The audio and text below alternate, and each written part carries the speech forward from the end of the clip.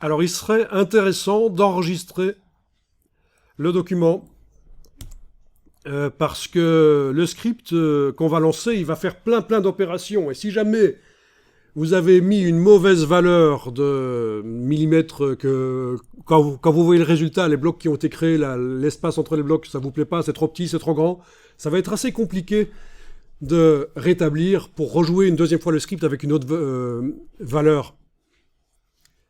Donc ça peut être intéressant d'enregistrer le document à nouveau, enregistrez-le.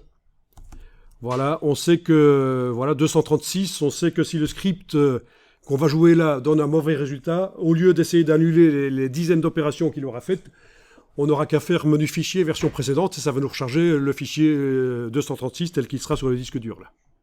Voilà. Alors on va chercher les scripts de l'application. Alors les scripts, c'est super pratique dans InDesign. Et on peut en avoir des gratuits même sur le web. Et il y en a aussi qui se vendent, même plusieurs milliers d'euros. Ça dépend lesquels. Mais il faut en avoir l'utilité. C'est cher, peut-être pas. Si ça permet de gagner énormément de temps et de gagner de l'argent, c'est toujours ça. Quand vous voyez le prix d'un logiciel, savoir si c'est cher ou pas, ça dépend ce que vous en faites. Donc, mais en tout cas, voilà, il existe même sur le web des scripts InDesign qu'on peut aller chercher et qui sont parfois utiles. Alors, vous allez donc dans les scripts, dans les échantillons qui sont fournis avec InDesign. Ils sont codés deux manières de faire, en AppleScript et en JavaScript. Si vous êtes sur InDesign PC, vous allez voir que c'est en Visual Basic et en JavaScript. C'est la même chose, en fait. Dans les deux dossiers, vous allez trouver les mêmes scripts. Je vais aller dans le dossier qui est le même que sur le PC, la JavaScript, voilà. Et vous allez trouver le script qui nous intéresse. Make Grid. Vous allez double-cliquer sur le script. Voilà. Alors, ce qui nous intéresse, c'est de créer 2 colonnes de texte dans le... Non, 3. 3, parce qu'on est dans le gabarit B. Et je sais que si on veut se calquer sur ce qu'on avait fait sur le document avant, c'est 3 colonnes en fait. Vous allez donc indiquer ici 3 colonnes. Au niveau des rangées, on ne veut pas scinder chaque bloc rose en 2 blocs roses horizontaux. Non, c'est en 3 blocs roses verticaux qu'on veut le scinder. Chaque bloc rose, l'axe sélectionné. Donc, à la place de 2, vous mettez 1. Donc, ça ne va pas scinder. Vous voyez? Donc, les rangées, les colonnes.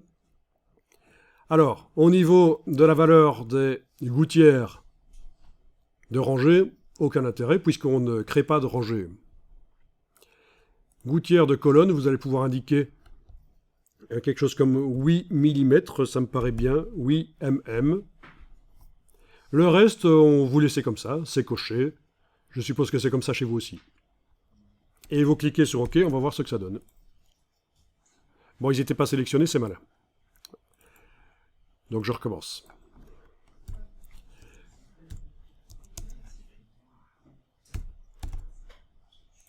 Voilà, c'est fait. Ok.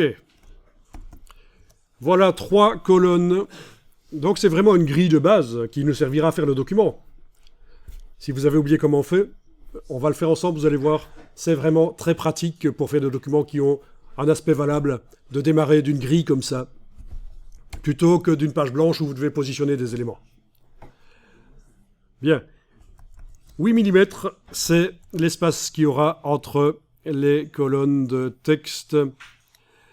Bon, c'est peut-être un peu trop. Je pense que 6 mm aurait été suffisant. Donc, on est dans le cas de figure où on vient d'appliquer le script et on va devoir l'annuler. Donc, vous allez dans le menu fichier, version précédente.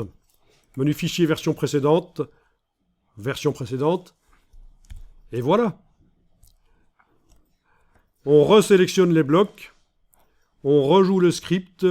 Donc, toujours une rangée, 3 colonnes. Et cette fois-ci, je vais mettre 6 mm, 6 mm de gouttière. OK. Voilà, ça paraît pas mal. Donc je suis en train d'imaginer, une fois que ce sera rempli de texte, l'un à côté de l'autre. Il ne faut pas que le texte soit trop proche, les colonnes de texte soient trop proches l'une de l'autre. Sinon ça gêne l'une de l'autre, sinon ça gêne la lecture, bien sûr, mais il ne faut pas qu'elles soient trop éloignées non plus, il y a un côté esthétique. Vous faites la même chose sur la page de droite, vous sélectionnez le bloc, vous jouez le script, donc toujours une rangée, 3 colonnes, 6 mm de gouttière. Ah oui, dès que vous faites touche tabulation pour valider ce que vous mettez dans le cartouche, ça vous convertit en points. 6 mm, ça vaut 17,008 points. Ok, mais c'est bon. Voilà. Parfait. Ben, on va faire la même chose pour le gabarit C, parce que là on était sur le B. On va toujours enregistrer ça sous un nouveau nom, parce que le travail qui a été fait sur le B, normalement il est correct là.